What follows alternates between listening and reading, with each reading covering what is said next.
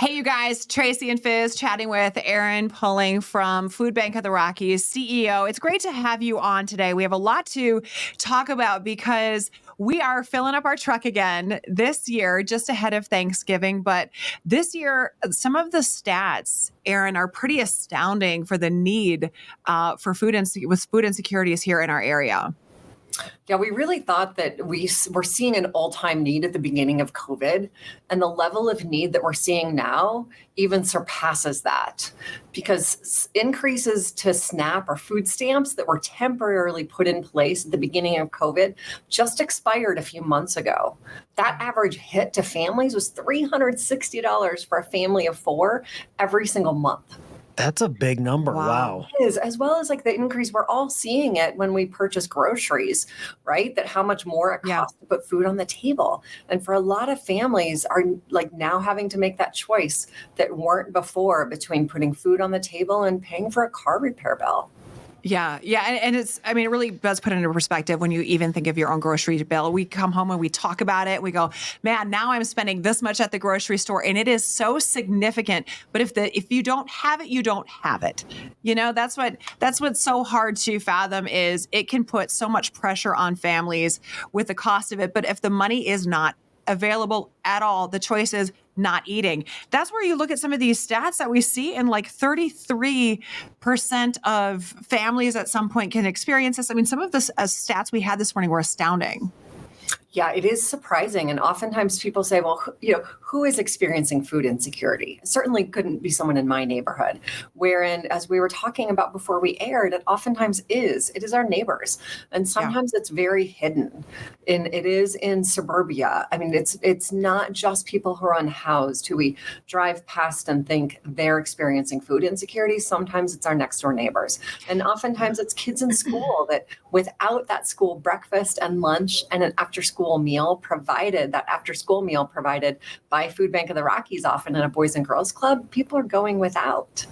We're so excited to be teaming up with you again and providing food for the food bank, the KYGO community, stepping up again this year. How many years have we been doing this for Food Bank? And I'm talking about Hope for All Fill the Truck. I know last year, the year before, and the year before. Yeah, I love that we've been able to keep this, going for so many years. Yeah, it's been more than 5 years, and Food Bank of the Rockies is so grateful for this partnership because it's really so. It helps to get all of the food. It also helps to shine a light on the cause of food insecurity and reminds people both of the impact that they can make by donating food as well as making a financial gift.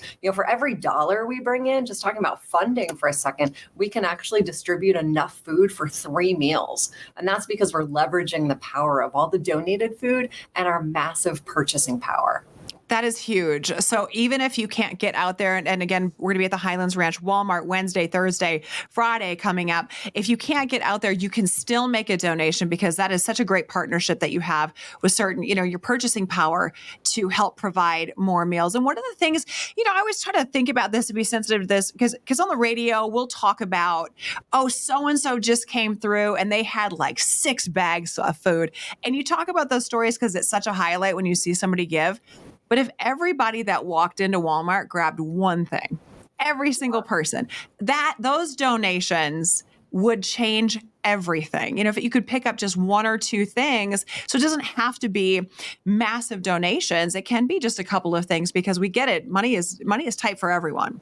It can be. And I think it's like what we often think about. If we open our pantries and our pantry was empty, what would we most want to stretch far to feed our families? It's items like individually packaged protein, like beef jerky, tuna pouches, which are really great for people who are unhoused.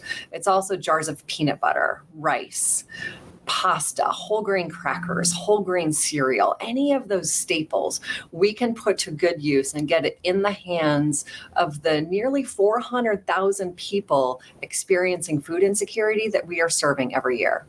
And again, those numbers are so big, but we were, you referenced it earlier, we were sharing a story that just through my youngest son finding out, a friend of his making a comment to him about food insecurity and you think this is just a couple houses down and you don't ever see it because families don't talk about it. If you're visiting with your neighbor, you're not necessarily talking about that topic. It's a sensitive topic. It's a private topic for families. And so you may never know somebody right there in your own neighborhood down your street is experiencing this. Probably more people than you even realize. It is. And it's a way that we can really invest in our kids and invest in the future of our community by making sure that our kids have the essential building block of nutrition. Because we all know, like, they can't achieve well in school unless they have food every morning, to have breakfast, to have lunch, to have an after school meal. As well as we're providing what we call totes of hope, which are bags of food for kids to take home on the weekend. Because often we hear, I'm depending on these sources for my meals during the school week, but I don't have enough food at home on the weekend. So we're now sending more than 5,000 of what we call totes of hope out every single week for kids in need, so they and their families have food to get them through the weekend. Oh, that's great. That's sad. Okay, so all year long, you spend 24/7 collecting food. We're stepping in for 3 days only next week. Talking about the 8th, the 9th, and the 10th. We're going to have a big truck out at the Highlands Ranch Walmart off of 470 in Quebec right there, if you can picture it. 3 days to fill that big truck. So we're asking on our KYGO family to really step up this year. It's not a long time. No, it's shorter days this year, but we're there all day, all the hours. So the truck is going to be open. So it's a great opportunity. Like we said, if you can come in and make those big donations, fantastic. Involving your kids and talking about making those donations, going into your own pantry even, and maybe making, that conversation with your own children about, like, look at what we have. Can you imagine what it would feel like if we didn't? So it's just such a nice way to start the holiday season with really taking care of somebody else right there in your own community.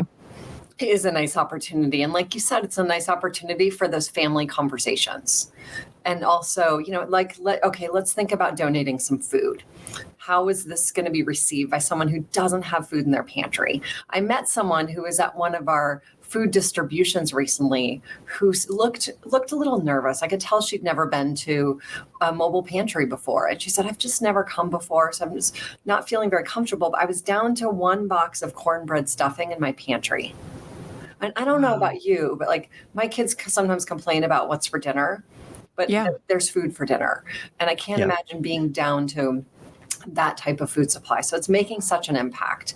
And then for people to plant a seed for potential support, because we depend on gifts like this of food throughout the year, as well as especially financial gifts and people coming to our distribution center to volunteer. We depend on 100 volunteers every single day. 100 every day. Every single day. And that's throughout the year. So oftentimes people are thinking about volunteering during the holiday season. We need people January, February, throughout the year, because we're distributing enough food for 180,000 meals every single day throughout the year. Wow. I have goosebumps right now. I know. That's amazing. We're making it really easy because we parked this truck outside of Walmart. We're in the parking lot for 3 days, the one, in Highlands Ranch. We make it easy for you to walk into Walmart, grab some canned food, some rice, some pasta, some peanut butter. But you can also bring in, anything from the pantry too, and we'll accept it. What is the probably top 3 things you're looking for this year in terms of snacks to bring? In terms of snack items? Yeah. Like oatmeal and oatmeal's great. Cereal. He calls all food snacks. By the way. Everything's all food snacks. I love it. I'd say peanut butter or any other source of protein that's like tuna fish, individually packaged, or jerky, whole grain crackers, whole grain cereal.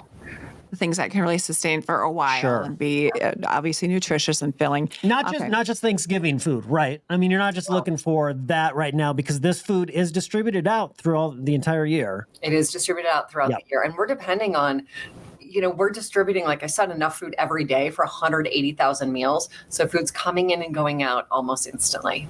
So again, we make it really easy for you. We get that people are busy too. If you can't get in, maybe that's not where you're doing your shopping, whatever it may be. If you swing by to donations, like you said, there's a lot of purchasing power that you guys have where even $1 can provide. Did you say 3 meals for $1? Yeah, for every dollar donated, it's 3 meals. And that's because we're bringing in food. We bring in a total of 40 truckloads of food every single week. So we have massive purchasing power, as well as leveraging the power of all that donated food. A great stats to know. Great ways to help. This will be everywhere. We'll talk about it on KYGO. Obviously, we'll be there live every day, Wednesday, Thursday, and Friday, that Highlands Ranch Walmart. Erin, thank you so much for taking time out of your very busy schedule, doing such important work there at Food Bank of the Rockies. Thank you so much. And thank you to everyone for contributing and giving back and thinking about Food Bank of the Rockies and people experiencing food insecurity.